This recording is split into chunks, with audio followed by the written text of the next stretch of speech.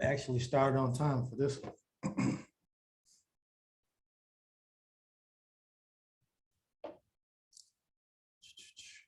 It's good, Kevin. Yeah, we actually started on time for this one. Gonna send Carolyn. It's good, everybody. Appreciate y'all joining in. Free Homo sapien. What's good? I like that name. We're going to be talking about a few different things, mainly about the system. So we'll just give a few people a chance to get in, and we'll get a little feedback. Again, the format isn't perfect.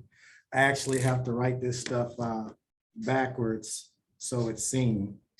Like, for instance, I'm writing fire backwards so it's seen, with the camera. But anyway, you get the point. So this should look like a 9 to y'all, and that's the first thing we're going to talk about is 6s and 9s. But we'll just give everybody a few seconds to join in, and we'll get started. We're recording this. This is going to be online as well. So I also want to show a couple clips from this movie, InterReflections, which is pretty cool. It's a movie that's got a documentary in it, kind of, and it's set in the future, and it talks about the time that we're in now and kind of how humanity gets through this phase that we're in now. So it's set in the future, and they're talking about the past, which is our current present. So from a time travel standpoint, it's a cool concept. But the stuff that they're talking about it from a point where we've already got past that stage. We haven't got past there yet. So we haven't done the hard work that they're, benefiting from. So yeah, we'll get into that in a little bit. So hopefully you guys don't mind me playing a couple of these videos, but hey, what's good? What's good, Remy? Give us a chance to, hey, I got your recommendation up here, man. We're going to look at a couple of clips from InterReflections. Yeah, I want to get the name right. It's good, Matt. But the first thing, while we're warming up, is I did a video on 6s and 9s, and I think this is, so the whole argument is you haven't seen it from my perspective, right? So this can be either a 6 or a 9, right? So, and when I looked at that video last, there was 50-50 votes on it, right? Which still, I mean, I'm obviously not getting what I'm trying to get across, because in the video, I'm saying that there's a line that designates the difference, right? So that line lets us know that this is a 9, right? And part of what they do in this reality is to kind of hide that truth. So now we're confused as far as what it is. And I was mentioning in that, that is awesome, really, that's a great camera. Oh, appreciate it. So the whole idea was to show that they keep us divided by, not allowing us or hiding, or whatever you want to look at it, the line or the truth, if you will, right? So that was the whole point of that exercise. And it was just funny to see the voting was still 50-50. Some people still thought it was a 6. And if you play pool and there's a difference between the 6 and the 9 by the line, right? And then 2, the other thing, and I won't belabor this point, is we talked about value, right? Hey, appreciate it. What's going on? What's going on, Arthur? We were talking about value, right? So, okay, even if you didn't, and we're just doing the 6 and 9 thing real quick, and then we got a couple of clips, and I want to talk to you about this system. This is the system that you put President 2024 that we're trying to shed light on, and we have to change. Otherwise, it's a self-destructive system. But anyway, we're talking about 6s and 9s because if we can't agree on something as simple as this, then we got a problem, right? Anyway, the voting on that was 50-50. The whole point of the exercise was to show that the line signifies the difference, right? And even if you were still confused, right, whether it's a 6 or a 9, there's different values, right? This is 6. 1, 2, 3, 4, 5, 6. Okay, that's 6. This is 9. 1, 2, 3, 4, 5, 6, 7, 8, 9. okay? Two different values. Regardless of how I turn this, there's two different values, right? So that's what I'm trying to show. And I know they try to confuse us, and that's part of the game and get us divided. But, you know, there is such thing as a fact, as it doesn't matter what perspective you look at it. That was the whole exercise of that. So when I talk about us being nines, the world tries to make us think that we're sixes, right? And I kind of use the example of 666 versus 999, and you know, there are two different values, but 666 is just purely in the material world, right? If you can look at it from that standpoint, where the 3 nines is in the spiritual world. 9 is the highest numbers, and we're all nines. And that's the whole point, is they try to confuse us, but the truth lets us know what we are, right? So it was just funny. And I put the little poll up there, and I was like, all right, is it a 6 or a 9? And I said, take a look at the line, you know, and people were still saying, you know, it looks like this or the other. But I'm just trying to reiterate, regardless of how you think it looks, there's a different value between 6 and 9, right? Perspective doesn't add 3 to this and make it 9. Our perspective doesn't subtract 3 from this and make it 6. It's either or, it's one or the other, right? So, you know, I just wanted to kind of talk through that. All right. Any questions on that? Let's see, 3 6 is 18, 27. Yep, it's not all the time. Absolutely. That's what we were getting to. It's all spiritual. Even the material is on top of the spiritual, right? So yeah, you hit it on the head, Remy. Anyway, I just kind of wanted to reiterate that. And it was just funny when I saw the poll like 50-50. The first video I did was 50-50. And I was like, goodness. And it could just be, I'm not explaining it well. All righty. I want to talk about the system. Hey, what's good, Janice? I want to talk about the system. In our last live, we talked about, we raised the question whether the system was flawed or whether the system is operating as it should be, right? And I don't think it's flawed. I think it's operating the way it should be. Hey, what's going on, Janice? So this video, which was a suggestion from Remy, our Gunner is my hero. This movie is called InterReflections, and it takes place in the future, and it's like a documentary style where they're talking about what humanity did in its past, in the movie's past, which is our present, right? And I want to show you a couple clips. You can watch the whole thing. It's good. It's well done. But they talk about the systemic issues in our current reality, our system, and they're in the future. So they're talking about history that we haven't created yet. That's what we're here to do, is create this history. So this is in the future talking about things that we haven't done yet to change, but it's highlighting what's going on here now. So if you allow me, I just kind of play a little bit of this, and I just want you to check it out, take a listen to it, and we can discuss it, because it talks about the system, right? Yeah, and I'll just let them speak for themselves. Just give me a second to play this one.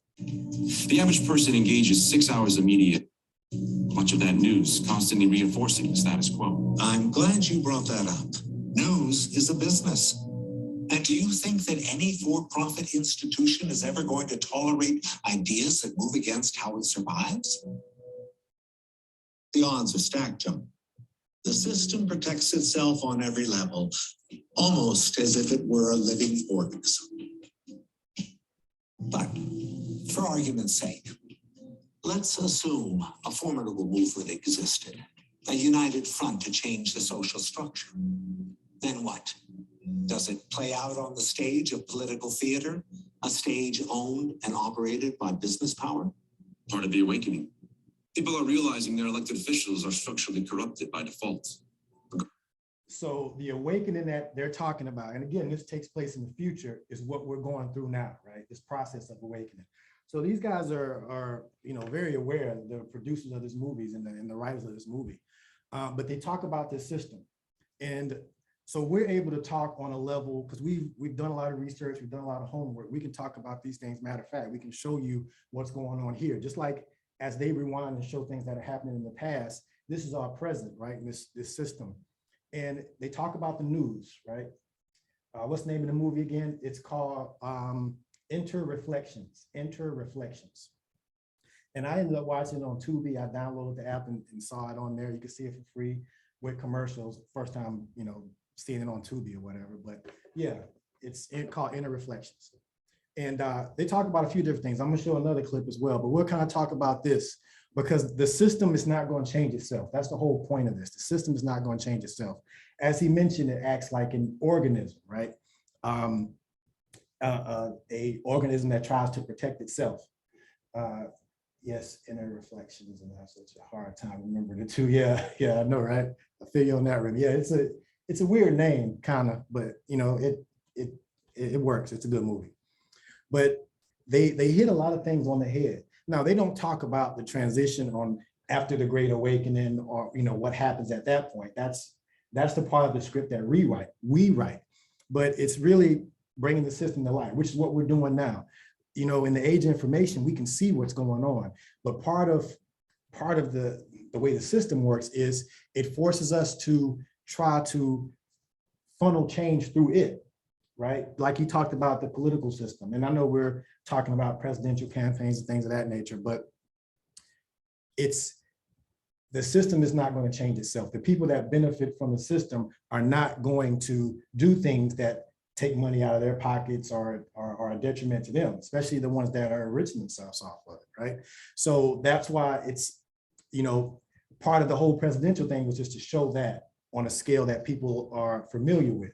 But I don't expect the system to change itself. And I don't think we should as a society. But we can look at it, we can learn about it, and we're going to have to create our own system when you really boil it down. But that's what they were talking about, right? And the news is part of that system. The news is part of the system of profit and corporation. So I've heard plenty of times, if what you're talking about is true, then you would see it on the news, right? Heard that plenty of times. But the news is not here, and we mentioned this before, it's not here to give you the truth. It's not here to awaken you. It's not here to create a system of equality or change or nothing that. I mean, it's a business as well, right? And if you look at the news, you can see the commercials on there. I mean, those are the people that are funding the news, right? So how can you expect a news corporation or a news program that's funded by Pfizer, for example, to tell you something that's detrimental to Pfizer, right? Have you heard the farmers are being told to destroy their crops? Are they want? No, I haven't heard that one. No, I haven't heard that already. Farmers are being told to destroy their. Interesting. Yeah. So there's another clip I want to show, and then we'll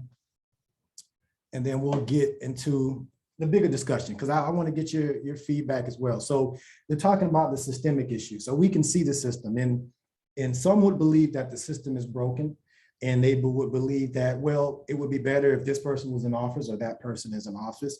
But if you look at the trajectory of what the system does, and we're just calling it the system for lack of a better term, it doesn't matter who's in office. It doesn't matter, you know, these puppets that are put in front of us, right? It's really about the big businesses, the banks, and those type of things. That's what's running the system. You know, that's what's running the system. They can put whatever puppet in front of it that they want us to, and give us the illusion of choice. Give us the illusion as if we have a say, or that we're voting this person in or voting that person in. But you have to understand the people that they give us to vote, the choices that we get are false choices. How often have you seen a choice running for president or any high office that is talking about this kind of stuff, right? Like, that doesn't happen, because again, that's detrimental to the system. They're not going to allow that to happen. So let's talk about this. And this is part of the system as well. And this talks about the monetary system and slave labor. And then after this, we'll be done with the videos, and we'll kind of talk through some things. But I'll just take a look at this one. If there's any historical through line that reveals how important a system-based worldview is, both in understanding society and knowing how to change it, it's a long history of slavery and human exploitation. You can't have a society that's based upon hierarchical power and specialized labor, where people are seen as economic tools to be used strategically for another's differential gain, and ever expect high moral integrity. Consider the function of cost efficiency. Cost efficiency is about trying to save money on production in order to maximize profit upon final sale. It's at the core of the basic gaming strategy that's required in market economics. And that simple incentive, the principle of seeking to reduce input costs to maximize output gains, is at the root of thousands of years of human slavery in one form or another. Whether indentured servitude, bonded labor, chattel slavery in earlier times, to human trafficking and debt-driven wage slavery in more modern times. And the point to make here is that this kind of framework was so normalized by the turn of the 21st century, a period, by the way, that had more slaves in absolute numbers than any time in human history. The average person still didn't see the connection. They had been conditioned by these mythical free market ideas, arguing that because people could now choose which area of the economy to submit their labor to, choose which company to be subordinated, or perhaps get the capital and start their own company, and then choose who to exploit for their own personal advantage. Somehow coercion just no longer existed. That was the illusion. And any advanced technological society that evolves not to organize an effort. So what they're talking about here, and well, again, I suggest the movie is good. Tap the screen. Oh, tap screen up. But so cost efficiency, right? Driving profit. And they talk about the choices that we have. Okay, so I can work for a company, right? Submit my labor to that company, and they're going to exploit me to maximize their profit, right? And as soon as I'm dried up and withered out, I can work till I'm 95, retire and die.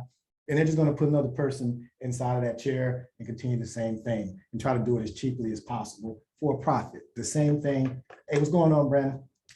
The same thing that they were doing for slavery, right? It's more debt slavery, if you will. And again, this movie, InterReflections, is taking place in the future, and they're talking about what we're doing now. So it's an interesting perspective to look at it because we're in the middle of the system now, and they talk about, again, from a future standpoint, how we in the current did not see. Hey, what's going on, Zenom Meow? They were talking about how we didn't see it, right? How we were in the system and we didn't see it. But some of us do see it. You guys see it. And they talked about this great awakening that we're in the process of now. So it was interesting to see a movie taking place in the future, talking about the past, about events that are going on now. And again, we're writing the script of how we get out of this. But first step is to be able to see it and be able to have some, what's the right word, to be able to see it in detail, right? To be able to have a good resolution on it, right? Because if we don't see it in detail, then they're going to have us on the whole 6 and 9 train again, right? So to be able to see it in detail and be able to see also the tools that they use against us, right? The propaganda and all of these things. So there's a tool book that's used to keep the system running. Now, once you're aware of it, you can see the game plan and see how it works and see what's used against us. But a lot of people actually believe in the system, believe in the news, believe in politics, believe in these things that are not going to help us in the long run. I mean, you just look at the trajectory of where we are. We're taking a finite planet and we're destroying it for infinite growth, right? Yeah, the line under the 9 is the statement true. Absolutely. Absolutely. I'm with you, Ego. And that's the system, right? That's the system. Like there is no, and here's what they do. Okay, so we're gonna deplete the earth for this fake profit that is only gonna enrich a certain few. There's no trickle down. That's what they tell us. But look at what's happened during this situation, right? The mass has just been hoarded by a smaller and smaller amount of people, right? And then they mention in this as well that the problem is not the system, the problem is the population and this, that, and the other, right? They're not going to look at themselves, right? Especially when they're the issue. So it's going to be tough for us to expect the people that benefit from the system to change it. That's the whole point of this. And again, we're in the middle of this thing. So that's one of the things I wanted to highlight. And this movie did a good job of that. So from the political standpoint, that's one aspect of it, right? And again, people understand that. They understand the political process. That's why was talking about the whole presidential thing. And I still may go through with that on a level, even if it's on an exercise that's going to be kind of formulated as a reality show kind of documentary kind of thing. So we'll kind of play with that, and you'll be seeing that come out. We'll see what kind of support there is for that. But again, some people think that if someone is on the outside and not co-signed by the system, then they're not valid. it's like you're wasting your vote, or you're wasting your time with someone that's not ingrained in the system that is continuing to do what it does. And it doesn't help us. We see that, but they also give us faith that it can be changed, that the reason why it's not working is because of certain individuals or certain pieces of it that are not functioning properly, when in actuality, it's functioning and doing exactly what it's meant to do, right? It's meant to take the funnel, it's meant to take the wealth and resources from the majority and funnel it to the few. It's meant to take the stuff from 99% and give it to the 1%. That's exactly what it's doing. That's exactly what it's made to do, right? That's exactly the purpose of it. Like you said, the system works not for the people, but for the others. That's what yeah. And here's a good point with that, Remy. Yeah, exactly, it's playing, exactly.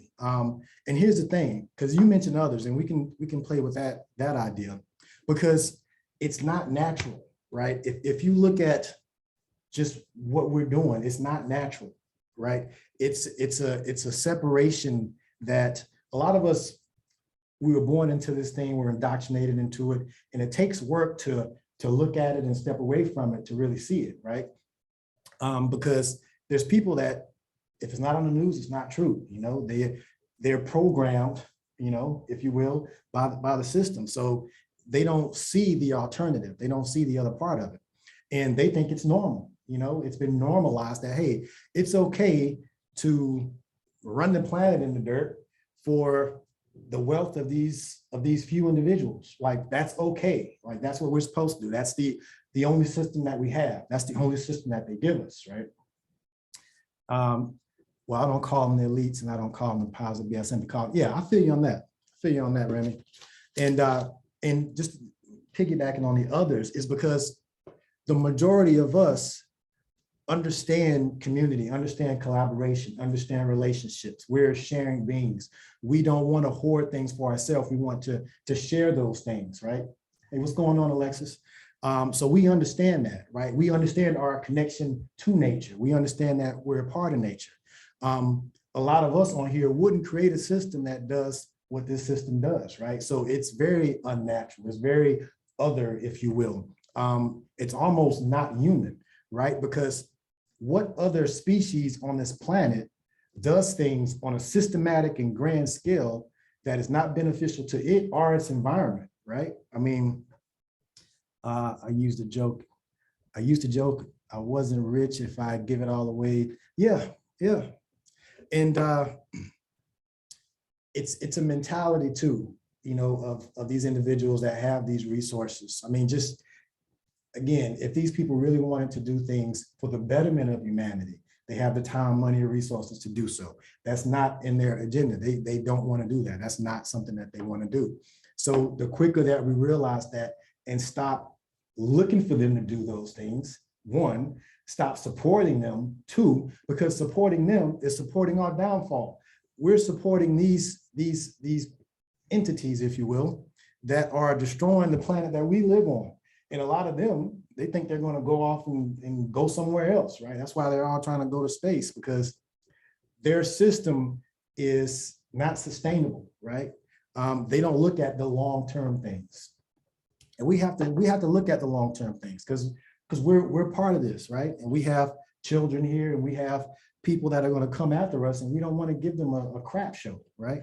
It's up to us to be good stewards of this, in my opinion. I mean, that's what I like to do. Yeah, why hurt billions of dollars? Yeah, why hurt billions of dollars?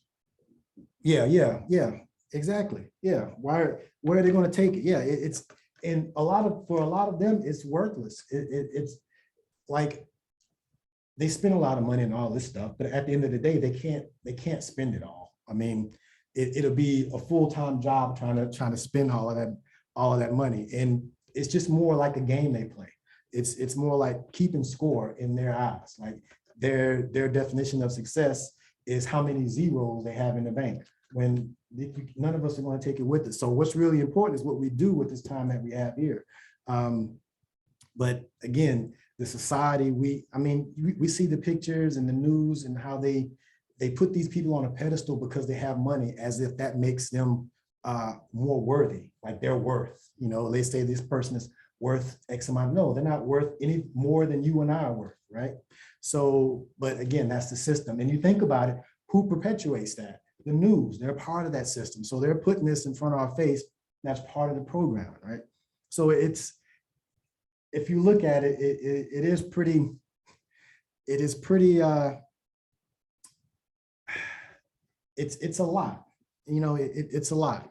But the thing is, we have the numbers, okay? They may have all of these things, but we have the numbers. And as soon as we realize that, just like the whole ant story with the ant and the grasshopper, ant and the grasshoppers, the grasshoppers didn't understand that just one ant standing up, yeah, it's just one ant, but there's more ants than there's grasshoppers. So as soon as the other ants realize, hey, we got the power, we can stand up, we can change this thing, then that's what it changes. And we talk about this, the whole spiritual deal, and I did a video on it before. The way that they perpetuate this is by programming us to think our value is less. So they inflate these other people's values and make our value seem less because they equate value with money in a sense, right? And a lot of us are not going to be billionaires, right? And whether or not you're a billionaire doesn't mean you have a high quality of life, doesn't mean that you're enjoying yourself, doesn't mean you love yourself, doesn't mean anything. It just means you got a lot of money. And a lot of those people are just as insecure and sick and have their own issues, right? Money doesn't hide all that stuff. It can dress it up, but it doesn't solve that. They still have to deal with themselves at the end of the day. But the InterReflections movie is good. And I kind of wanted to talk to that and to the system aspect of it, because when you really look at it, the more we learn about it, the more we shed light on it, the more we see that it's really doing what it's here to do. And it's not here to sustain the planet. It's not here for health. I mean, we can just talk about the health industry. I mean, my goodness, let's talk about that. With this whole COVID thing, a lot of the issues, so there's death with COVID and death from COVID, right? So there's a lot of comorbidities, right? Meaning that COVID may have pushed that person over the edge. They may have had heart disease, diabetes, overweight, things of that nature, right? So if you look at the things that led up to that, right? The standard American diet, SAD, right? These things are approved by the FDA, right? They approve what we should be eating, right? So where's the science to show us that we'll have a better quality of life if we are eating better foods, or if we're doing these other things, right? Again, in the system that's generating profit and just really looking at maximizing efficiency, they're not concerned about your health. They'll feed you dog food if you will eat it and make money off of it, right? So that's why all of this crap is in the food, all the carcinogens and all of these things, all of these fillers that are filling us up, all these, growth hormones and things that they're injecting into this food that we're eating, that we're getting big off of as well.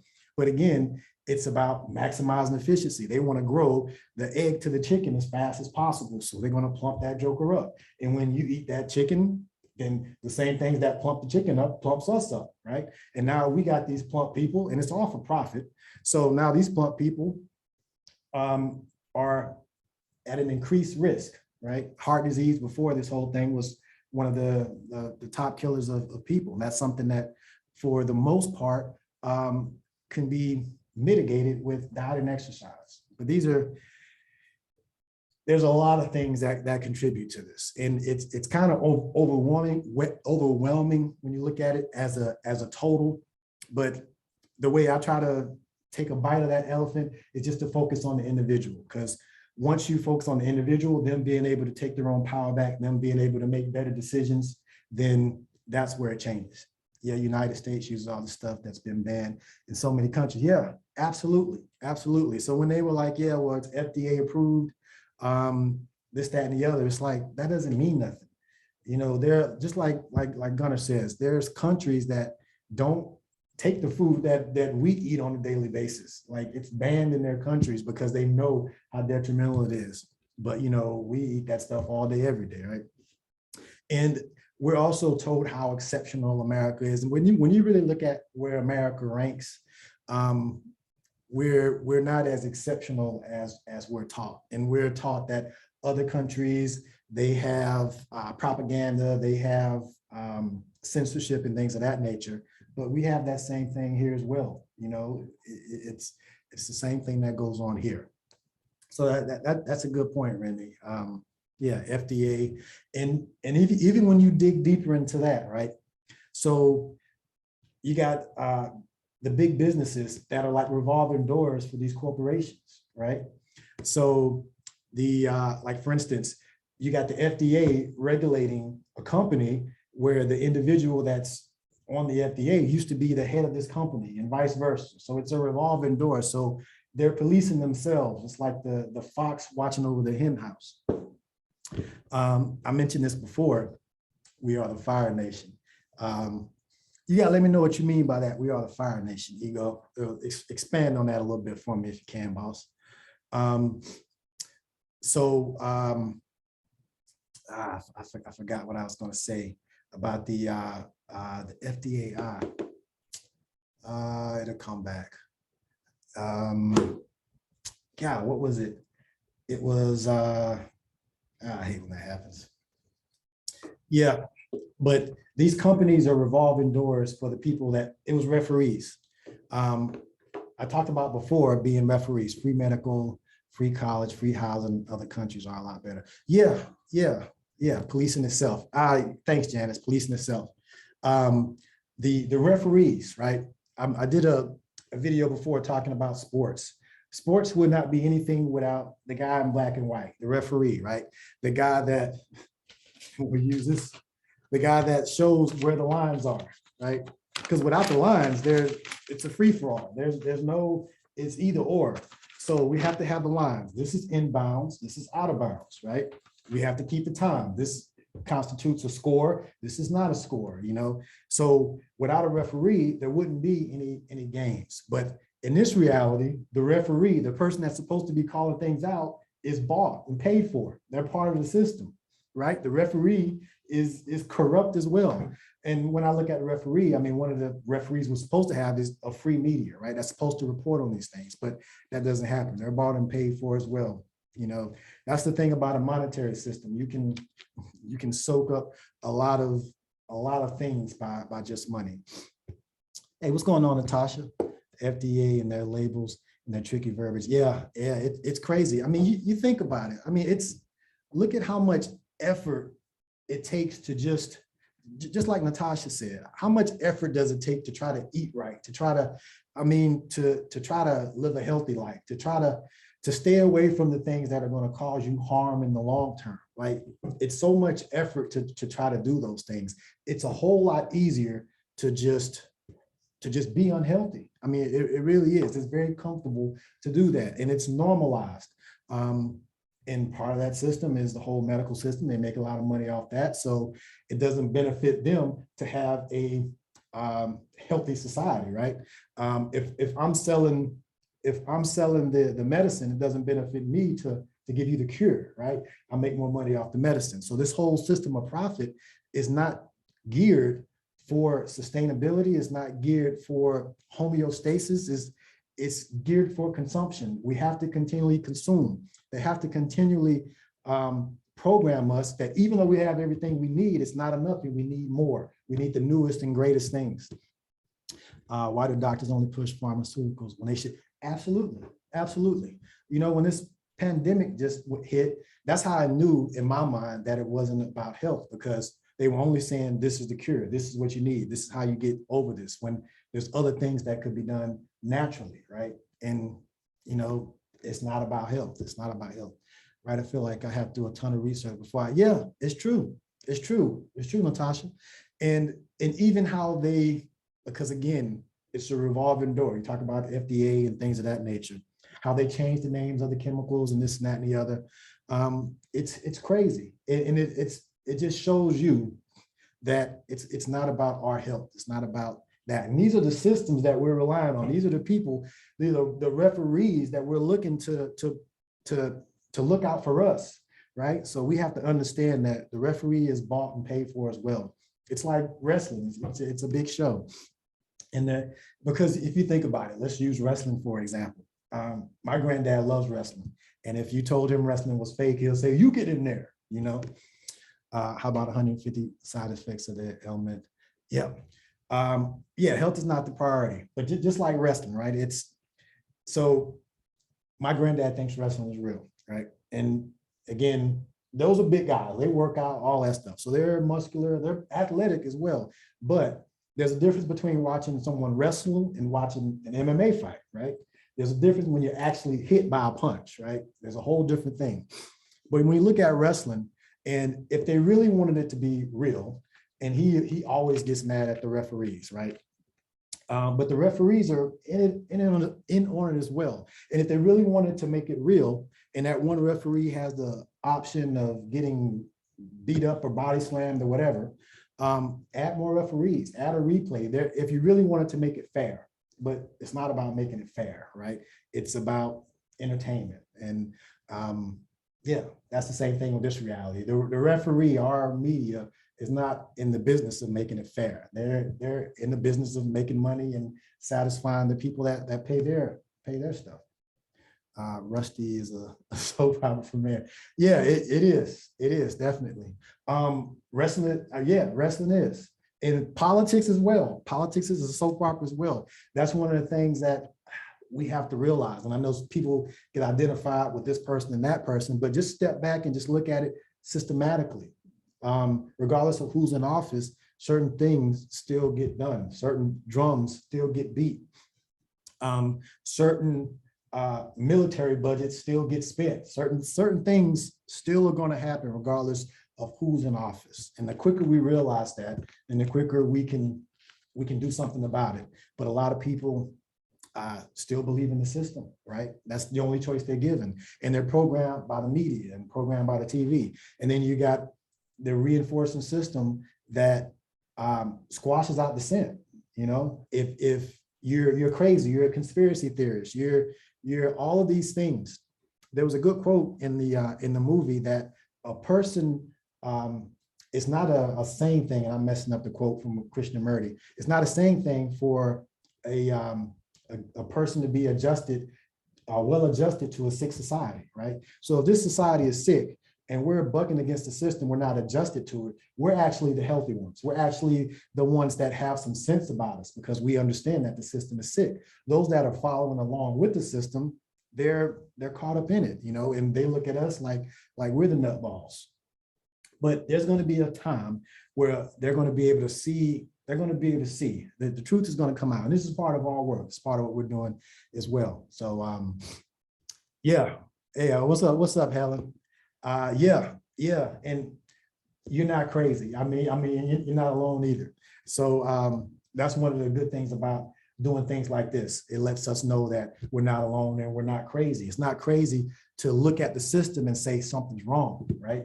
I mean, we're supposedly the smartest species on the planet, but yet we've created a system that's so specific, right?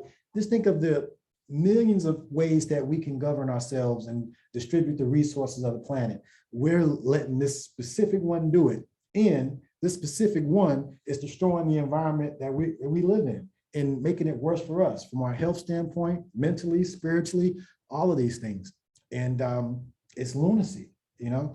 So to be crazy and to go against that is not crazy at all. It's more crazy to think that that's normal. And that's just the programming. The programming is strong. The programming is strong.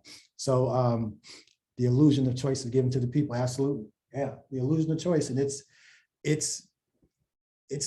just too, it's like, it's the same hand. So you can choose the pinky or the thumb. Oh, well, you don't like the pinky or the thumb? Well, I give you the middle finger or any one of these fingers, but it's the same hand, right? And that's the illusion of choice. So, and that's what they do. They put one person in there, you get tired of him, you want change? Oh, yeah, you want change. They know you want change. Everyone wants to change because the system's crappy. So, okay, you got tired of this guy, we're gonna put this person in here and that's the change. But the system still goes on.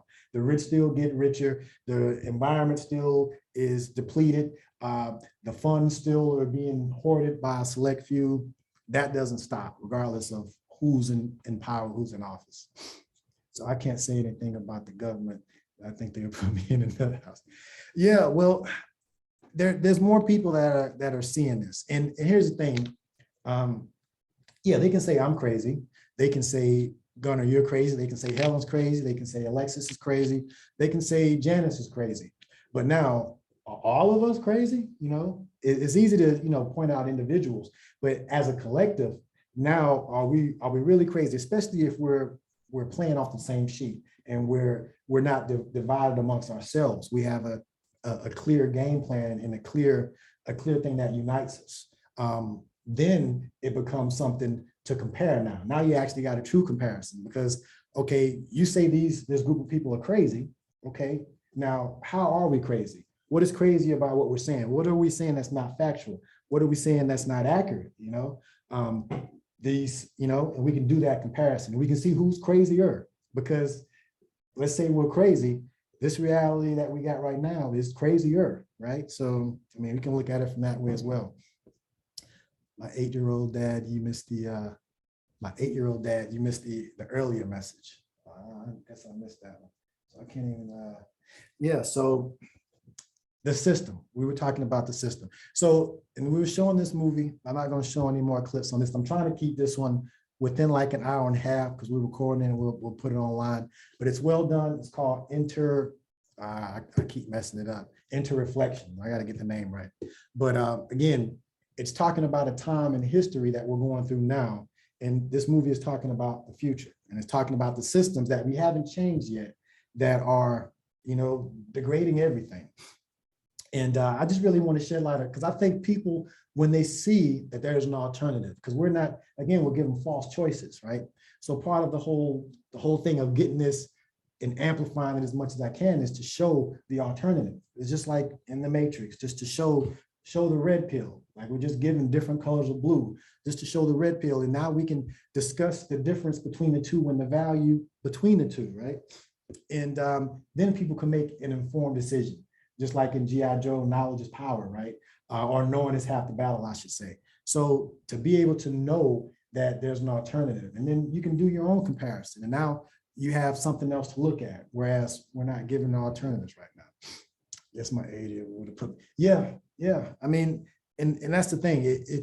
We've been acclimated to thinking that this is normal, and now, you know, we're looking for the new normal. And the thing is, whatever the normal is that we aren't a part of, it's going to continue on the same route, right? Because again, the system is going to reinforce and protect itself and those people that are part of it. And we're not a part of that system. So whatever is going to come out of this next, if we're not involved in it, it's going to be more of the same. That's what we have to realize. And otherwise, you know, if we're not creating the reality, someone else is creating it for us.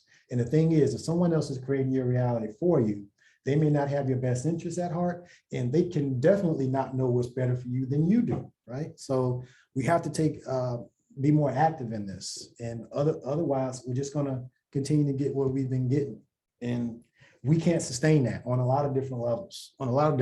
I mean, and that's one of the things about humanity is we're very adaptable. We can adapt to things. Look how we adapted to this reality. I mean, think about it. 3 years ago, no one knew what there was some talk about it, but let's just say in general, no one knew what a coronavirus was or whatever. And now we're arguing over masks, no masks, you know, vax, no vax, and all of this stuff. But we've adapted to this reality. So in a short amount of time. So if we can adapt to something that's constricting and something that's limiting and controlling, we can also adapt to something that's freeing, that's enlightening, and that's beneficial on a lot of different levels. One of the things, and I'll just talk about how I see us transitioning through this, and this is why I want to get the biggest megaphone and the highest platform I can. For one, just to show the possibility, and two, the video I posted about Greg Braden and his conversation with Danica Patrick saying that there's a split in society and that we're in the middle of it. We are in the middle of this thing. And the only way to get through it or to get over it or get past it is to go through it. That's what we have to do. I'm crazy enough to want solar, water, wind power. Yeah, no, that's not, yeah, right? I mean, that's crazy to want something that's balanced, right? We talk about balance a lot. To be balanced with the environment, right? There's plenty of things that we can do better than what we do now. Some of the systems that we have now are not for the betterment of us and not for the betterment of the planet, but they're just specific things that are controlled by specific people. And we're just funneled into those technologies and those things because it only benefits those few. And when you open it up, and now it levels the playing field. And now it takes the special status of these people away from them. And they don't want that. They don't want to be like us. They don't want to be a normal human being when they are, right?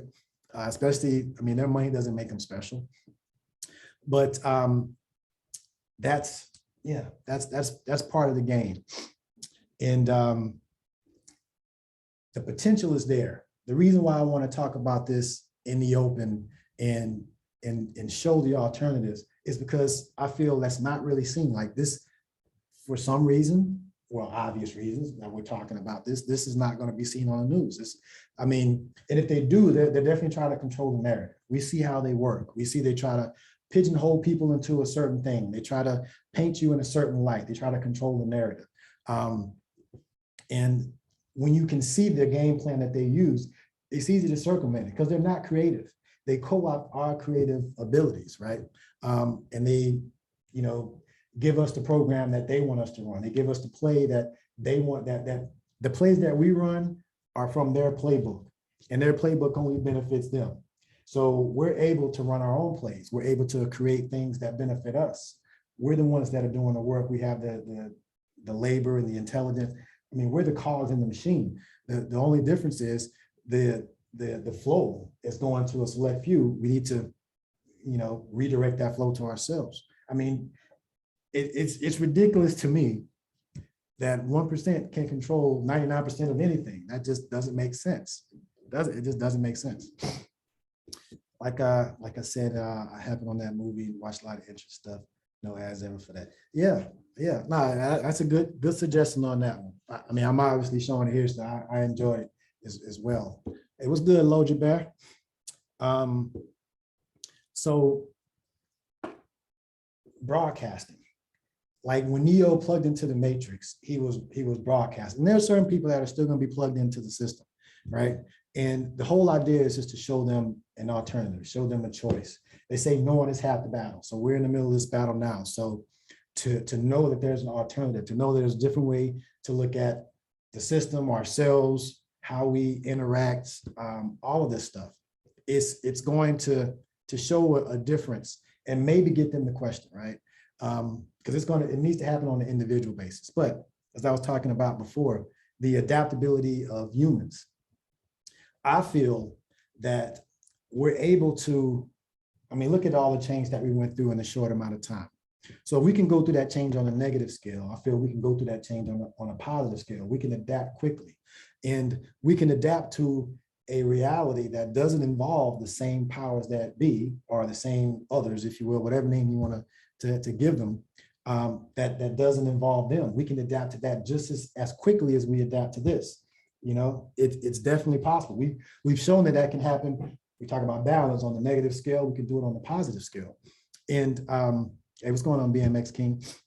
BMXing. So yeah, that possibility exists. And change, you can't get away from change, right? Change is going to happen, right? This is part of change. I mean, we're in the middle of flux right now, right? Look at how much change is happening. So let's take advantage of this flux and of this change and of this chaos, and let's show a better alternative. Let's show something different. Let's show something. If we're going to go through some pain, if we're going to go through some uncomfort, then let's go through it to make something that's better for us all. That's more inclusive for us all. That's a more equal society. I mean, all of the things that the potential is there. So it's going to be painful either way it goes. It's going to be painful to stay still. It's going to be painful to move. But what's going to benefit us in the long run, right? So we're going to go through the pain either way. Let's go through the pain and let's get through it and get to a situation where we can breathe, we can exhale, and we can, in our future, if our future looks like that movie, it would be a utopia. Yeah, and it as long as it's better, like we don't have to let perfection get in the way of progress. There's plenty of things that we can do better. We can start there. We can just continue to, they call it continuous improvement, right? Just continuing to get better. And the thing is, as we involve the others, when I say the others, the other versions of me, other versions of you, ourselves, people watching this, and we combine our minds. We all have pieces. As we combine those pieces, then we will create that society that's going to be beneficial to us, right? I mean, we can definitely do that. Oh man, I missed that movie. Oh man, I missed the movie. That's it called. The movie is God, I can't get the name right. InterReflections. InterReflections. That's the name of it. I'll get it one of these days. InterReflections. I saw it on Tubi. You can probably see it in other places, but it was good. And it showed the perspective of a future civilization that's got to a better state than we have. And it's talking about us in the past that are going through this process. So we're in the middle of this birthing of this new reality. And birth can be painful, right? I've never given birth, but I've seen it, and I know that women can take a lot more pain than a man can. You know, definitely a lot stronger than a man. But we're birthing this new reality, if you will. That's probably not a good example, but we'll use that example. So it's unpleasant at that particular time, but then when you look at what happens after that process, it's worth it, right? And the reality that we want to create is worth it. And the thing is, it's going to be painful either way. And that's what I want to illustrate. Not that it's painful either way, it's change either way. And for some people, change is painful because they like their comfort. But their comfort, when you look at what's comfort, okay, comfort is just sitting back and doing nothing, okay? If we sit back and do nothing, it doesn't take a time traveler or a rocket scientist to see what's going to happen. The system is made on infinite growth, infinite consumption. So for me to continue to buy something, I have to continue to make something. So they're just making stuff that is filling a hole to nowhere. We're destroying the environment for this infinite consumption model that we got here, infinite profit. And this infinite profit doesn't go back to us. So why are we contributing to it, right? There's other ways that we can think and do things. And I'm really more curious to see how they react if someone's able to broadcast that on that level. Because I haven't seen it. I haven't seen it. Like, you know, the people that have the influence, that have the voice, that have the money and are able to do what I would like to do now, they're not doing it, or they're using their platforms for nonsense and garbage.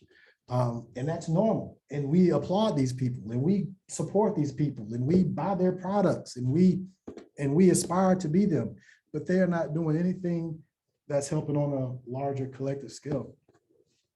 Things are changing thanks to TikTok, giving us a platform to come together across. Yeah, this definitely helps. But you look at this platform, I mean, it's not made, we're using it in this way.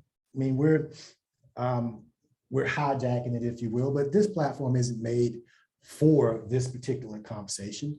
We're using it that way. So we're able to hijack things that may have been used to shorten our attention spans and distract us and things of that nature. TikTok is good at that. Nowadays, thanks to TikTok, a 3-minute video seems long, right? Our attention span has been definitely shortened, you know, and it is what it is. But we're able to use these platforms as well to connect ourselves, right? And eventually, there'll be things that are created that do it on a larger scale to where it's more efficient, if you will. But we're using the tools that we have. I mean, again, a lot of the tools that we use are things that were not necessarily made for our self-realization and enlightenment and connection on a higher scale. But that's just us using whatever we got. I mean, we're going to take whatever we got and we're going to try to we're going to try to transmute it into something higher and better for ourselves. So that's what we're doing. All of the systems that were used to control us can be used to liberate us, right? We just flip the polarity on that, right? What's going on, Josh? Appreciate you joining. So yeah, let's see. I think there was one more thing. Let's show this real quick, and then we'll impression how the hierarchy was kept in place. Okay, let's start with money. Money was the infrastructure of the market economy, and how it was created and moved around was instrumental to lower class oppression. So you had these things called banks, and they had the ungodly power to make abstract value out of nothing. If a person needed money for a home or car or business, they went to their local bank and applied for a loan. And if approved, the person signed a contract binding them to return that loaned money at a future date. Though it's not really a loan in the sense of somebody lending out what they already owned. Contrary to what most assumed, banks didn't loan out money they actually had. They instead created new money in the form of credit, backed by debt. So on one side, money represented a store of value people could spend, while on the other, it was a liability made out of debt. In other words, for every dollar that existed, there was also a debt of a dollar owed to some bank somewhere. That was how money was brought into existence. And when someone repaid the loan debt, the money then disappeared. That understood, any kind of service in that economy sought a profit. And in the case of a loan, that came in the form of a fee called interest. So they're talking about banks, right? And it's interesting the way they describe it. So if I borrow money from a bank, and again, they're talking as if we're in this system now, this whole, and this is InterReflections I'm talking about. This is taking place in the future, and they're talking about the system that we're in now and how banks and money and debt and all that is basically a detriment to the human race, and how in their future, they're kind of historians talking about this current time, right? But if you just look at money just in a sense, right? We got the whole fractional reserve kind of deal. But interest, right? And they have a good example of that. So if I loan someone, now this money is created out of thin air. So let's see, I have to write this backwards. So that's 10, right? Now, I just created this out of thin air, right? I'm a bank, right? You want to loan, I'm going to loan you $10, right? I don't have the money. I just type it in, and now, you know, I've given you $10, but you're going to have to give me interest on that $10, right? So let's say it's 10%, right? So now you're going to have to pay me back $11. So that extra dollar, like, where does that come from, right? So now, in order to pay me back that money, you're going to have to either borrow from someone else, or you're going to have to get it from somewhere else, right? Because that money is not, that's the interest, right? That's the debt. So that kind of keeps the system going. So the money that's out there, there's not enough money to pay it all back. So it creates this system where I have to take advantage of someone else. I got to get this dollar because I don't have it. I got to get it from you, or I got to get it from someone else to pay this bank back on something that it just created out of thin air, right? And it's a crazy system, but that's the one that we're in. I mean, it's crazy. It is definitely crazy. But that keeps us in competition. Late fees too. And it's just, if you really look at it, it's lunacy, and it's really crazy. And they're so good at marketing, propaganda, and they understand how the human mind works, and they play on our emotions and things of that nature, to where we accept it. You know, we think that this is normal, like this is normal. And again, we're supposedly the smartest species on the planet, and we're the only ones that created a system that is destroying this environment, and subjugating its own species. It's crazy. Not alone what we're doing to the planet, and even our ability to enjoy it, and like, for instance, the bees, right? I mean, just look at the bees, for example. They pollinate flowers and things of that nature, right? So without the bees, it becomes a whole different problem. And you can look at stuff in certain countries where people are actually pollinating flowers. They're like, taking the pollen and doing these things. But why would we create systems that take away the things that sustain us? It's like the earth is a self-contained life-sustaining system, but we created a system that is detrimental to that, which is detrimental to us, right? It's like the whole idea of a cancer. And this is what they talked about it in the Matrix, humanity being a cancer. Humanity is part of the earth, but the idea of separation is part of the cancer. You think about a cancer, and you can look at this system as a cancer. What is it? A cancer? What is a cancer? A cancer is a cell or a group of cells that is only concerned with growth, right? Only concerned with growth. And they're so concerned with growth that they feel they're separate from the other entity, right? Their main host. They're so concerned with growth that they're just going to grow, and they're going to eventually kill the host in themselves, right? Look at this reality. Look at the system that we're created, the cancer of profit and things of that nature. So concerned with growth, and it's cancer doesn't die. It's literally, exactly. It's like a infinite profitability. The whole system of infinite profit. Infinite consumerism, infinite just consume. Right? There's no foresight into thinking of balance. That's not part of the system. The system is not concerned with balance. The system is concerned with growth, and growth at the cost of what, right? Like growth at the cost of what? I'm for growth, right? I'm for spiritual growth. I'm for growth for things that matter. But those are things that benefit the individual. Those are things that benefit the whole, right? But growth that is detrimental for what? Like what is the end game? And they talked about this as well. In this future society, we can kind of talk through this. In the future society, they were more minimalist, right? And it's not that you have to enjoy less, you enjoy what you have more, because you're not programmed to think that your value is in material things. Your value is inherent. Your value has nothing to do with how much money is in the bank, your color of your skin, whatever label that is on you. That's not, your value is inherent, right? That's the whole spiritual thing, is to know your own value, know yourself. So that's part of why they don't want this out there, because now you consume less, right? That hurts the economy when I'm not just buying stuff blindly and just doing things like that. I appreciate it, Tamaculus. So that's part of, why these kind of conversations are not as mainstream as you would think they are, because it's bad for business, right? But in this reality, what's bad for business is actually good for you. What's good for business is bad for you. I mean, it's crazy, but it is what it is. So I'm for growth, but let's grow in the right way, and let's grow in a balanced way. And if you look at, and part of the argument that they had in this was that humans are consumers, and they want to buy things, and like this system is made because of human greed and things of that nature. What's going on, Monco? How you doing, boss?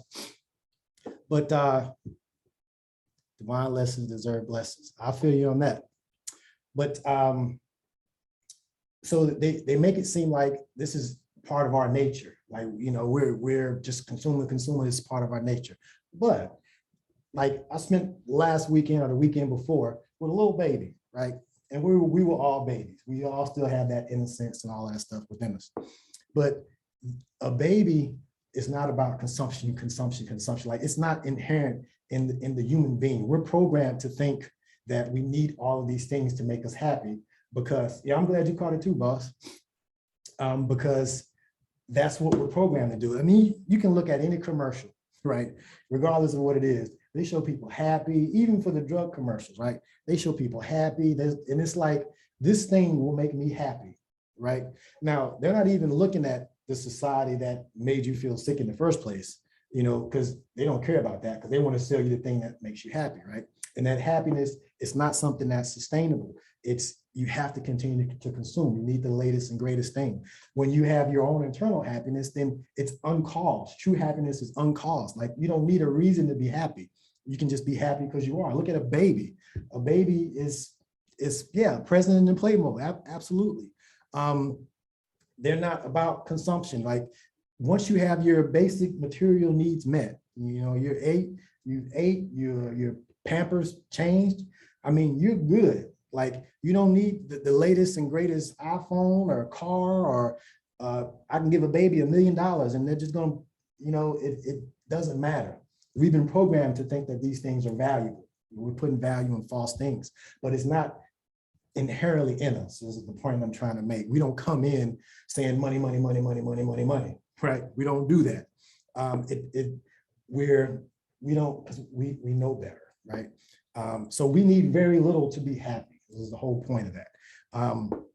The society tries to make it feel that happiness is based on external circumstances, material things. And again, they get us on this rat race, but inherently that's not us. The human being inherently needs very little to be happy.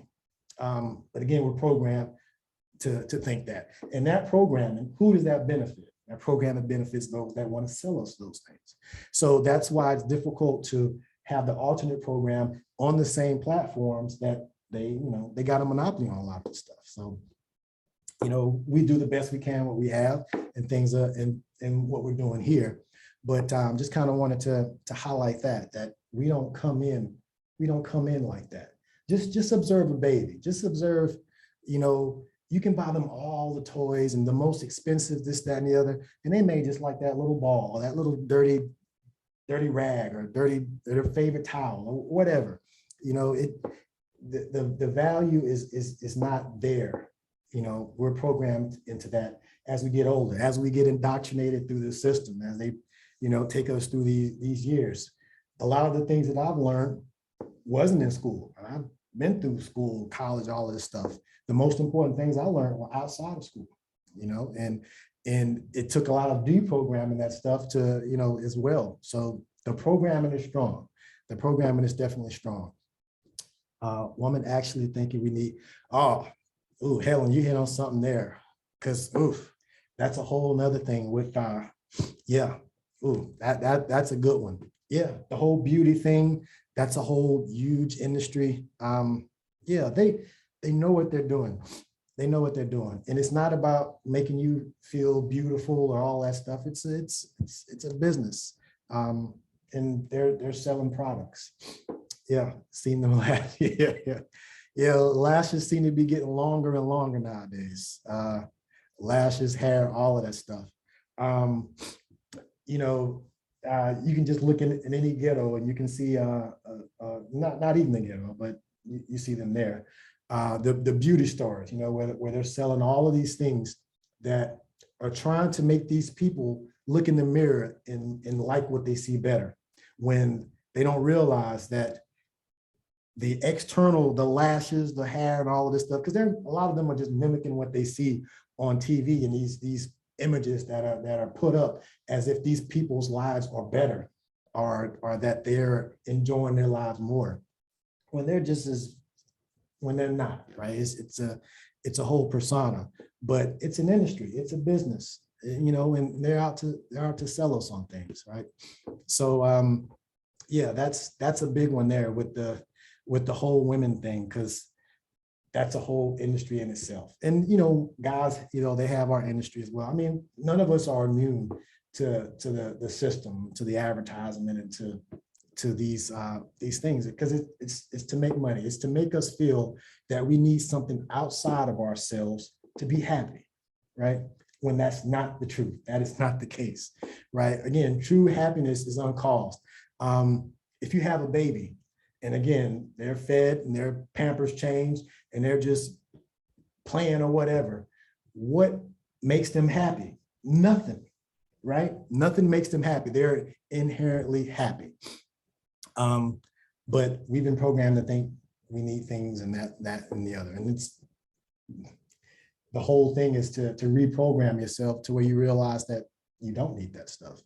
And so with all that being said, the minimalist, the society where you don't need all of this crap is more natural than a society where we need all of this crap. This society is unnatural, right? It's more natural to see the beauty that you have within you than to see the beauty that I got to put on all of this fake stuff so that now I like my own reflection. All these men taking pics in the gym, but scared to death to say hi. Oh yeah, well that's a whole nother story there, Helen. Going back to our own child self, it's a beautiful place. Absolutely, absolutely, absolutely. And you hit on it. You hit on it absolutely, because that piece of us is still there. You know, we have our own inner child that you know. And I did a video before on this. When you think about a baby, you say, well, they're innocent, they're precious, they're a gift from God, they're an angel. All of these good things. We don't call them all the things we call adults, right? A baby is precious, this, and the other. That's our core, right? Just because we grow a body and make mistakes in life doesn't mean that our essence changes. It's still the same thing. Like, you are not your actions, okay? You can learn from your actions, but you are not your actions. That same innocence, preciousness, angel, whatever name you want to give to that baby, that's you. That hasn't changed. What's changed is you got a body, I'm able to talk, I'm able to communicate, I'm able to wipe my own butt, I'm able to go out on my own and make mistakes, but the core of me is still the same. So to get back into that core, like one co-mentioned, is it's a beautiful thing, because you realize that never left. The whole spiritual journey is getting back in contact with yourself, the part of you that was there the whole time that never left. That's really what it's about. Yes, yeah, absolutely. We're not, yeah.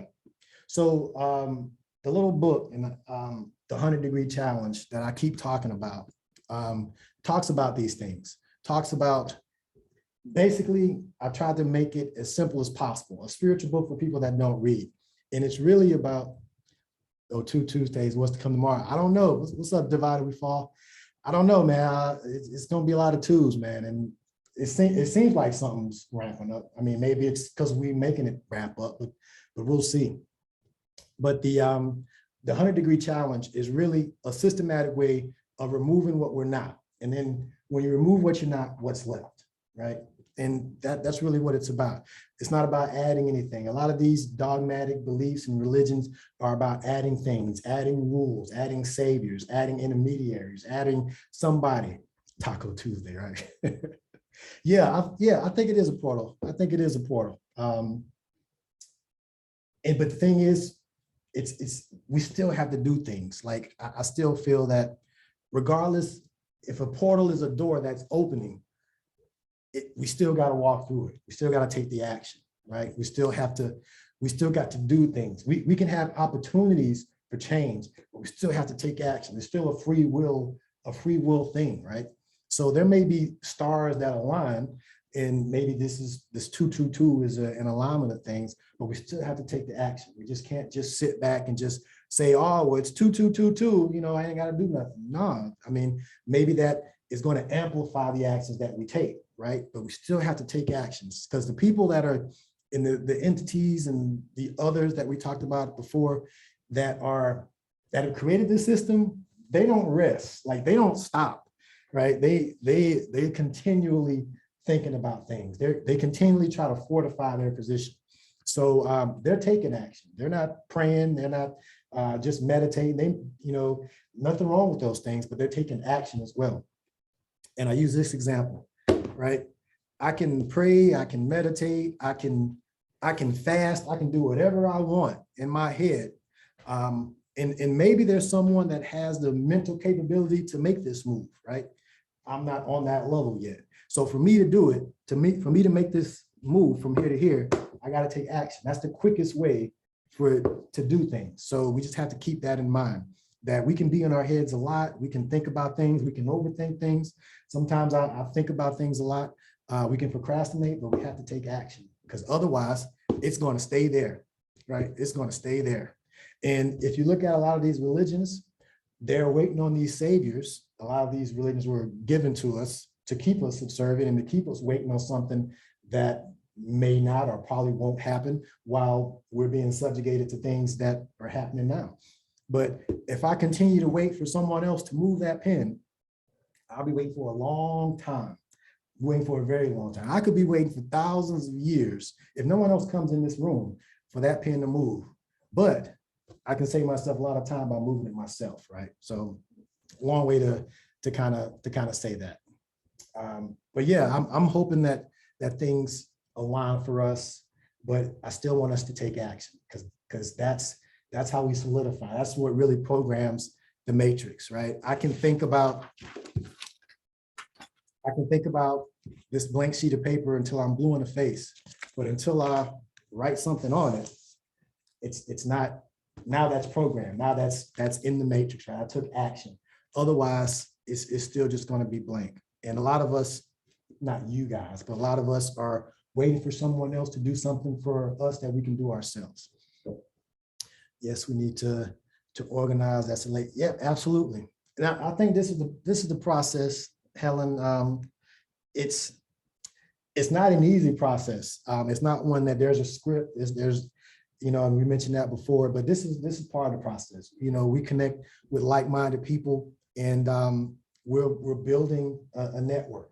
So this is part of the process, and I have to keep in mind from a time standpoint and be patient, because not everyone is as gung-ho as I am, and I have to be patient as well. And that's something that we all can look at. But as long as we're taking progress, as long as we're making steps, I'm okay with that, because you don't want to rush things, right? It takes a baby 9 months to fully form, so I can want that love in 3 months, right?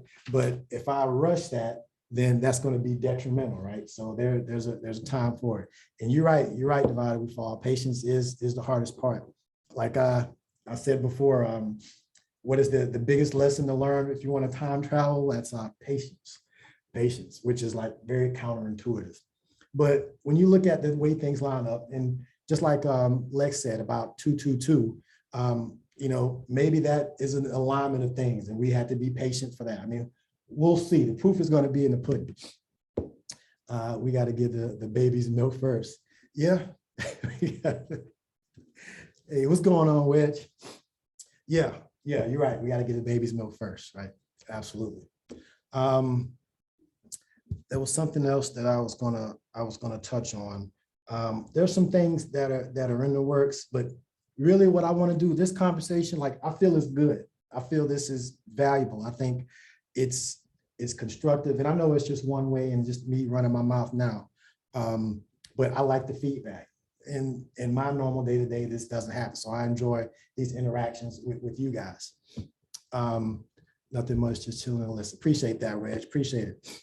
And and I appreciate you guys spending your time here. And that's the most valuable thing that we all have is time.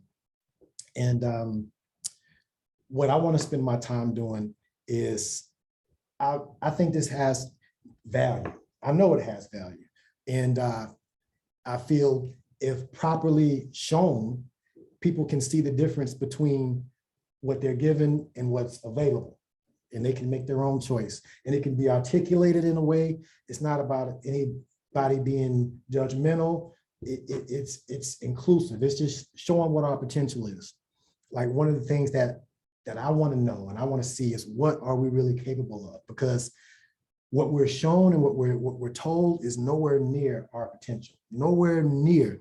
Like just the whole spiritual awakening thing.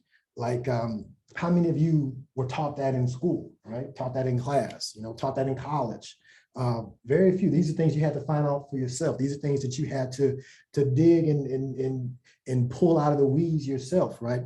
But look how benefiting that is. Look how liberating that is. Look how empowering that is, right? So there's benefits in that. And if you're able to show that, then the other person can see the potential in it, just the potential. You don't have to take my word for it. Like the truth, nobody owns the truth, right? And you are who you are, right? That's it, right? Whether you know it or not, you are who you are. So we're not adding anything to that. We're not saying that you are something you're not. We're just illuminating what you already are. We're just saying, just be what you are. That's what you are, not what they told you were. told you were, not what they programmed you to believe that you were. That's part of the falseness, right? That's this whole thing with the 6 and 9 that I was talking about, right? They want us to be, was it a 6 or a 9? Well, the truth is you're a 9. You're the highest number. That's what you are. That's what you always were.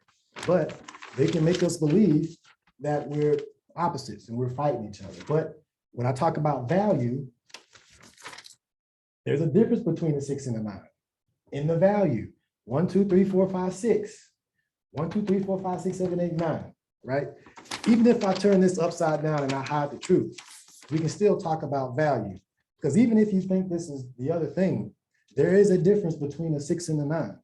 Even if you say, I haven't seen it from your perspective doesn't make this 9 stripes go to 3, go to 6, take away 6 from that 9, right? Or make this 6 stripes have 9 and add 3 to it. Perspective doesn't do that. There is an inherent value, right? And that's the whole thing. You know, you have inherent value in you. And I mentioned that at the beginning of the live, because when I did that video, I was trying to show the line and show this line is the truth, right? And I used the 100-degree challenges like that line to show it's possible that we're 9s. We're spiritual beings having a human experience. But even in the voting for that video, some people are like, well, I think it's a 6 and I think it's a 9, but I guess they didn't get the point that the line shows the orientation, right? Anyway, that's part of that. Let's see what we got here. Appreciate the likes, y'all, and I feel like there should be 1,000. Yeah, I mean, I'm with you. I'm with you, and it's not that that they should be listening to me, because I mean, I can care.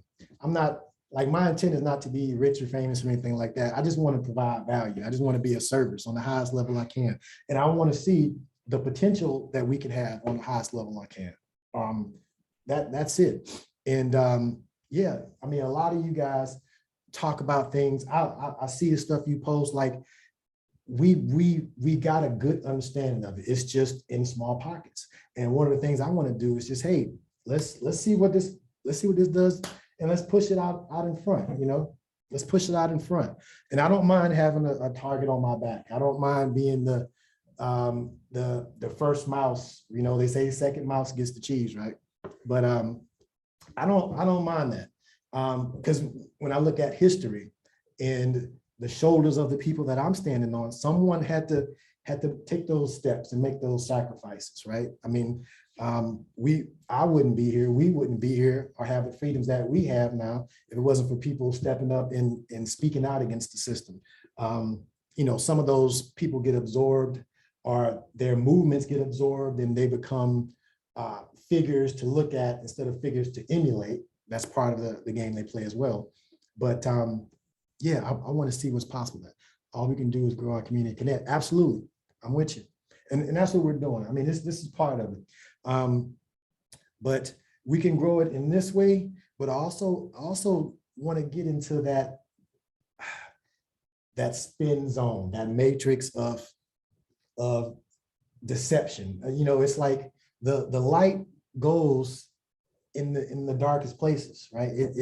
That's what it does, right? And that's what it takes to illuminate those things.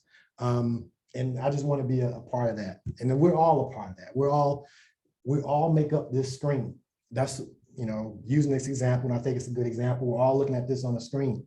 The 99%, if you will, make up the majority of the pixels. So even if one of these pixels didn't work, right? One of them didn't work. If 1% of these pixels didn't work, you still be able to see the whole screen, right?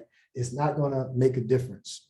And we make up the screen, right? This reality is made up by us. As soon as we realize that, and we change our own little lights, our own little pixels, then we change the screen, and we can change the screen into whatever we want it to.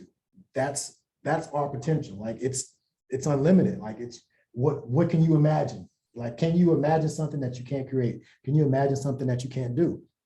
Maybe it's a lack of imagination on humanity's part. Maybe that's part of the game, is to only show us limited potentials, you know? I think that's part of it. I think Hollywood kind of gives us some glimpses of that. For example, not many movies about the future show you a utopian society for humanity. A lot of the movies that they show you in the future are dystopian, you know, Mad Max and things of this nature, right? They don't show you the potential that we can create. So so someone has to show that, right? Because we still use our imagination. We're still creative on a lot of different levels. It's just, we just haven't really continued to tap into that. Let's see, and work on becoming, absolutely. And that's the thing, like your higher self is you. You are your higher self. Like you are God. So the thing is, and we are God, right? The thing is, and even saying that, I know it's charged and political and all of that, but that being that we're all a part of, it's beyond our imagination, right? But that's who we are. And the matrix tries to get us to believe we're just this limited expression of it, right? But the spiritual journey is really getting in contact with that being. And then you're creating with that force, that higher self aspect of you that can really do, who knows what it can do? Like, that's the thing, we don't know. You know, we're writing that script now.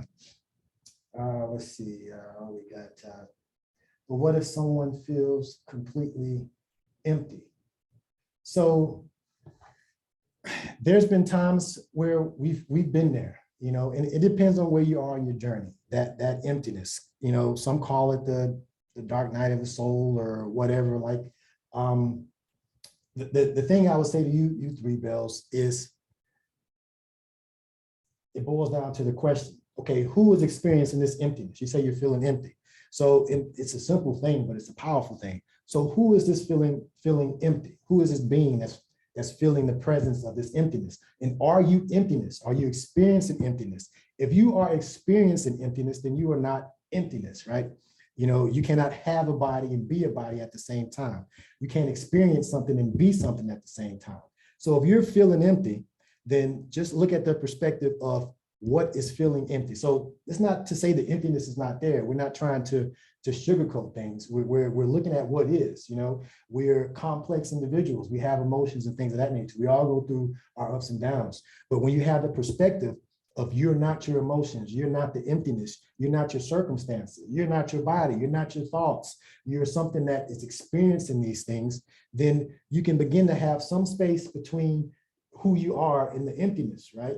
It's just like as I'm speaking, I'm not just saying all blah, blah, blah, blah, that's all words at the same time. There's a space in between each word, right? There's a space in between each thought.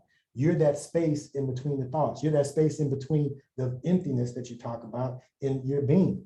And you can open up that space, and that distance between the two gets further and further away to where you don't even associate with that, because that's not you, right? So that's just one way to look at it. Do I believe that there's so personally, I don't believe there's a firmament, but I have no direct proof of it, right? I've seen the flat earth stuff, and I've questioned all of that stuff. And I know that NASA doesn't tell us everything, but that's something I would like to be a part of. Let's prove this thing. Let's prove it once and for all. Let's go up there and check for ourselves, because I think part of that is just distrust in all of the things that we've been told, history and all of this stuff. And yeah, I think reality is definitely stranger than fiction. But me personally, and this is just a belief because I have no proof, I've never seen the earth myself, but I do believe that it's round and there isn't a firmament. But that's just, again, my belief. Yeah. So we're about an hour and a half. I said we are nothing and everything. Absolutely, absolutely, absolutely divided. That is true. And here's the thing, and you hit on something real big too, is so nothing, so no thing, and then something, right? Now, something can't exist without no thing, right? And even something, the nothing is the permanent part of it, if you will, right? So this whole reality would not exist without nothing. But even when the physical stuff goes, nothing still is there. So when you can get in contact with the nothingness, and when we say nothing, it's not that it's empty, if you will. I mean, we're just using language, and it only gets us so far. But that's why I guess the spiritual side of it, if you will, because no thing is not a material thing, it's a spiritual thing. So just because we say nothing, it doesn't mean that there's nothing there. It's just not a physical thing that's there, nothing that we can measure, nothing that we can put our hands on, right? But even there's space between this and this, right? So it's just one way to look at it. All right, y'all. I do appreciate y'all joining. Like I say, we're going to try to keep this short because we're going to put it online. But we're going to continue to have these conversations, and I appreciate your time.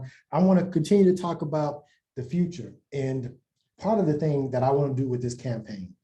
And we'll see where it goes. And if you're interested in being a part of it, it's going to be something different. I mean, there's not going to be another candidate that's going to try to do this thing. Now, I'm only going to really try to do it once, and we'll see what happens after that.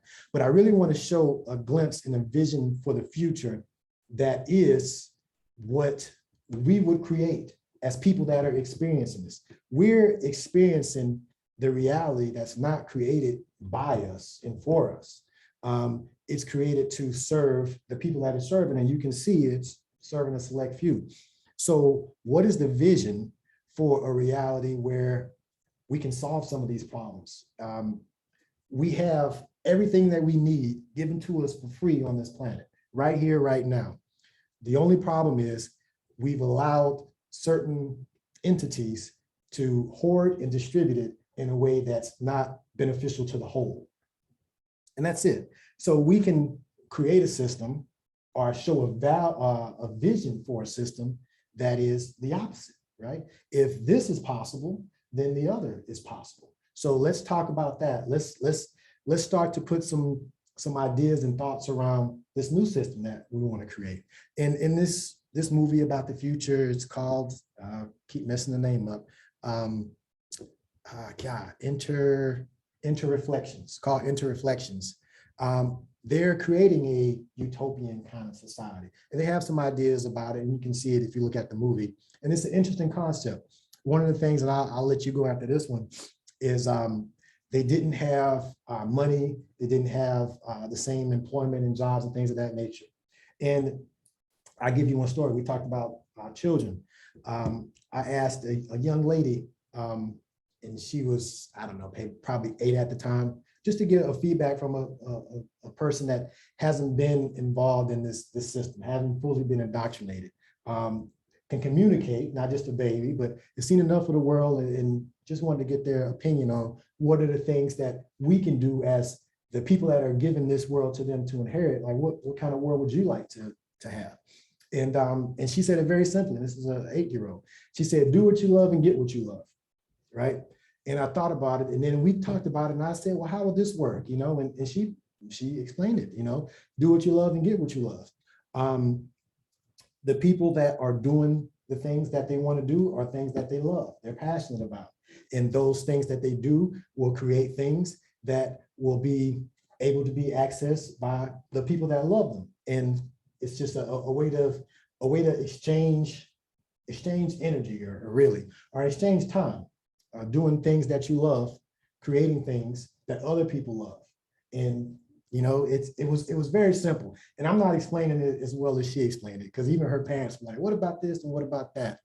But it's like the farmer that loves to farm farms. And okay, what do they love to do? After they're not farming all day, what else do they love? Like that thing that they love is provided by someone that loves to do that, right? And if you think about, all of us have our own gifts and talent and passions. And who's to say that we can't create a network of something similar to that, right? Yeah, I agree. It was very simple, and it was just from an innocent mind. It was like, damn, like we tend to make things complicated because we have all this intellectual, this, that, and the other. But I also try to look at the simplicity of things, and sometimes getting things to a simple point. And I try to do that as well with the things I talk about. But that's the brilliance of it, when you can get it to something that's very simple and something that's easy to understand. All righty. So I think we can create that. If we can imagine it, we can create it. It's just a matter of how. It's been about a year since I woke up and went down your rabbit hole. Hey, it's your rabbit hole too, her favorite book. Yeah, it's all our rabbit holes. And the thing is, these rabbit holes, they all lead to to ourselves and to you, you know? So it is definitely a rabbit hole, and it goes deep. And even looking at that, those examples, they put this stuff on our face. Alice in Wonderland, how deep does the rabbit hole go? Dorothy and the Wizard of Oz, like she had the power the whole time. Like, as you realize that, you know, you are that, you are it. And it is a rabbit hole because of all of the stuff that surrounds us that tries to gaslight us into thinking that we're not what we are, right? We're all mad here. Yeah, we're all mad here. Yeah. But it's good to be mad in a world, or crazy in a world that is crazy, right? Again, we talked about the quote earlier. It's crazy to be acclimated to a world that's insane. So for us to be the crazy people, we're actually the sane ones that see the insanity in this world that we're in. So, you know, I'm glad to be one of the crazy ones. And the thing is, and this is part of, and I'll shut up in a little bit. What I want to push out there is to show, like, they can say you're crazy, okay? They're this, that, and the other. But the thing is, how, where, why? Show me, you know? Because I'm someone that has tried to shoot as many holes in this myself. Like, I wouldn't present you something or tell you something that I haven't internalized and done myself. Like, I know that we're reflections of each other. So why am I going to treat you in a way that I, wouldn't want to be treated, right? I'm going to treat you with the same honor and respect as I would want to have myself, right? Because I know we're all reflections of the same thing. Now, if I don't know that, then yeah, I can try to get over on you. I can try to do this. I can try to take advantage, blah, blah, blah. And some people do that, you know. Some people don't treat other people how they want to be treated. They treat other people how they treat themselves, right? And they don't love themselves. So it's hard to give someone something that you don't have. It's hard to give someone love when they don't have love for themselves. So just, a couple things to look at. There's actually Mad Hatters. They went nuts from the chemicals. I've heard that one. I've heard that one. That's a good one, Helen. I have heard that. All righty.